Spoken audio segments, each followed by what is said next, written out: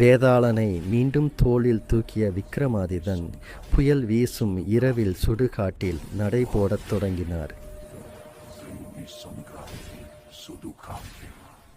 வேதாளன் கிட்ட சிரித்தபடி சொன்னான், மகாராஜா, இப்போது கேள். இது ஒரு புதிர் கதை. ஒரு சிறிய ராஜ்யத்தில் ஒரு இளவரசன் ஒரு ஏழை வணிகரின் மகளை காதலித்தான். அவள் அழகும் அறிவும் இணைந்தவள்.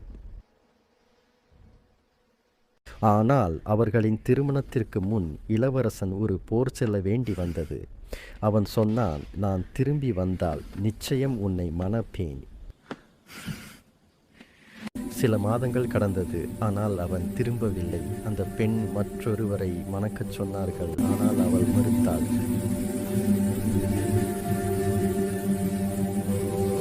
ஒரு நாள் இரவில் அவன் சடலம் கொண்டு வந்தார்கள். அவள் துயரத்தில் உயிரை விட்டாள். ஆனால் அதிசயமாக அவன் உயிர் பெற்றான்.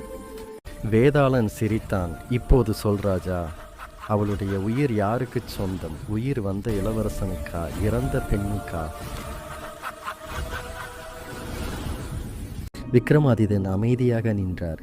உயிர் வந்த இளவரசன் மீண்டும் உயிருடன் இருக்கிறான்.